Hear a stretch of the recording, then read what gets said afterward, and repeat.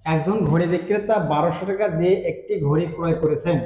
ঘড়িটি কত টাকায় বিক্রয় করলে তার 35 ভাগ 2% লাভ হবে?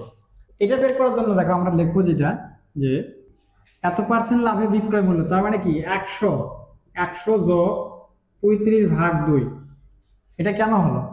যদি বলি 5% লাভে বিক্রয় মূল্য, তাহলে তার ক্রয় মূল্য কিন্তু 100, আর 100 টাকা লাভ করছে সে 5 টাকা, তাহলে বিক্রয় মূল্য কি হবে? লাভ বিক্রয় মূল্য, ক্রয় মূল্য যোগ লাভ।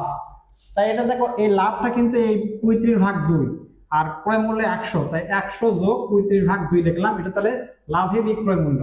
এটা আমরা লসাগু করি 2, হ্যাঁ এটা কি থাকছে 200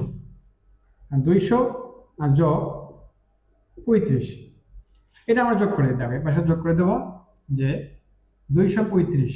এটা কি পেলাম আমরা? এই পুরোটাকে পেলাম আমরা কিন্তু বিক্রয় মূল্য, লাভে বিক্রয় মূল্য। ক্রয় মূল্য 100 টাকা হলে বিক্রয় মূল্য কি হবে? দেখো এখানে ক্রয় মূল্য কিন্তু 100 টাকা, বিক্রয় মূল্য কত বের করেছি আমরা? এটা বিক্রয় মূল্য বের করেছি, তাহলে বিক্রয় মূল্য হবে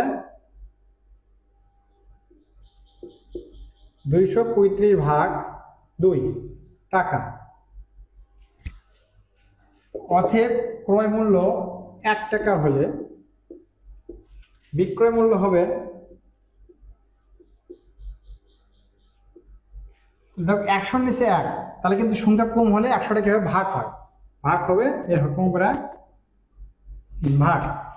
অতএব ক্রয় মূল্য কত টাকা ক্রয় করেছিলেন ঘড়ি বিক্রেতা? 1200 টাকা। ক্রয় মূল্য 1200 টাকা হলে বিক্রয় মূল্য কি হবে? এখন কিন্তু দেখো এই 1-এর চেয়ে এই 1200 কিন্তু বেশি হয়ে গেল, তার গুণ হবে পাশে।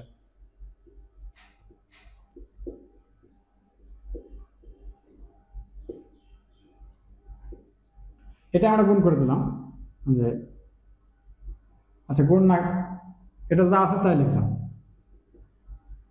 1200 2 শূন্য কাটলাম, 100 2 শূন্য কাটলাম, এই 2 দ্বারা আমরা 12 কাটলাম 6 দ্বারা গুণ করবো কাকে? 235-কে। 6 দ্বারা 235-কে গুণ করলে হবে 1410। এটা কিন্তু অ্যান্সার।